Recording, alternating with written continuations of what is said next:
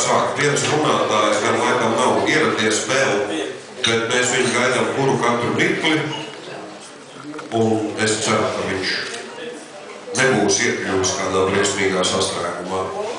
Labvakar, dāmas un kungi, labvakar, puikas un meitenes. Zinātnes kafejnīcā šoreiz diezgan neierastā vietā, bet vietā, kur turpmāk regulāri uzņems šo jauko pasākumu. Un es esmu uztraucies diezgan pavadīgi, jo jūsu ir ārkārtīgi daudz. Tas ir tik patīkami, tas ir tiešām vienreizēji jauki, ka ir sapulcēts tik daudz cilvēku, ka patiesībā visiem pat vietas nepietiek šajā omulīgajā zālē.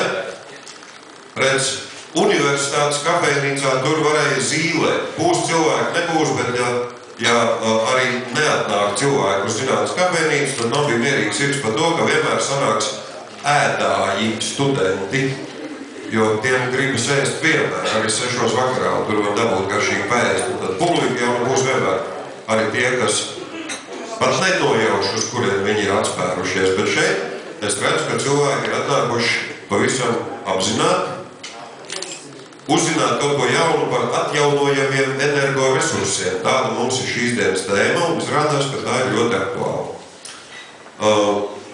Es varu dalīties tādā pieredzē pavisam nesenā. Man bija tas gods pagājušo nedēļu ar mašīnu aizbraukt lielu gabalu no Rīgas prom uz Slovākiju, cauri Polijai un atpakaļ.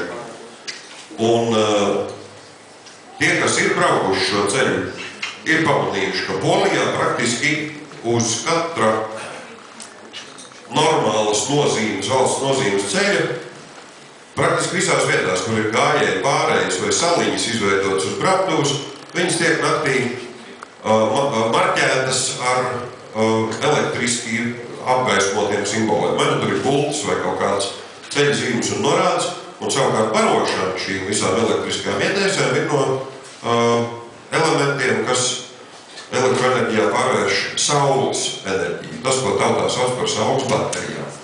Slovākijā es gan tādas neredzēju, teikšu godīgi. Polijā tādas ir uz katru stūri. Toties Slovākijā es redzēju kaut ko citu.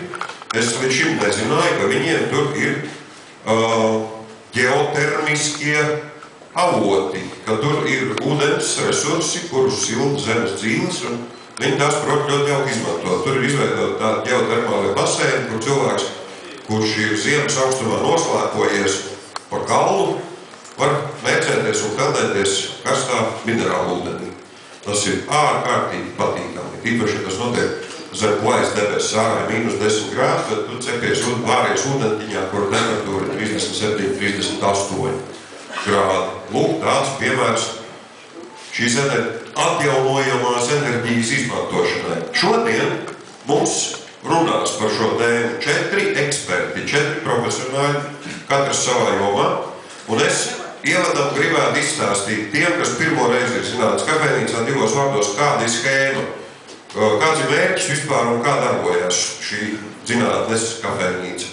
Mērķis ļoti vienkārši - ļaut cilvēkiem nonākt tiešā kontaktā ar savus jomas speciālistiem, vienalga vai tie ir zinātnieki praktizējoši, vai tie ir kādi politiķi, vai jebkurā gadījumā cilvēks, kurš ir kompetents kaut kādā konkrētā sfērā, un ļaut visiem interesantiem uzdot šiem cilvēkiem visus iespējamos jautājumus.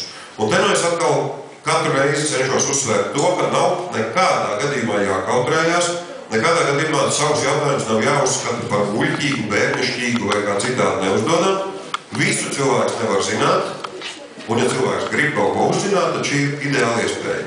Tieši pajautāt speciālistam, un es nešaubos, ka daudz būs tādu jautājumu, par kuriem klātesošie nodomās, vai es pats gribēju to pajautāt, tad redz, ka viņš pasteidzās pirmais, redz, cik labi. Tagad es to zinu. Tāds ir mērķis. Schēma savukārt parasti tāda. Mēs lūdzam šos ekspertus vienu pēc otra uzstāties ar nelielu, es uzsveru, nelielu priekšlasījumu, vēlams negarāku par 10 minūtēm, parādot slaidus, protams, prezentāciju, pastāstot, kas nu cilvēkam ir stāstāms. Un tad, kad visi šie eksperti ir norunājuši, mēs viņus sasēdinām te priekšā, lai visi viņus var redzēt, un sākam viņus bombardēt ar jautājumu.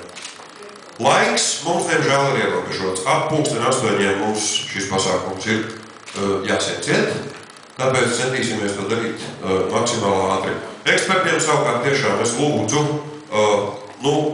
neizplūst savās prezentācijās milzonīgi gari, jo es parasti briesmīgi kaunējos un jūtos neērti, ja man ir jāpārtrauc kāds profesors, piemēram.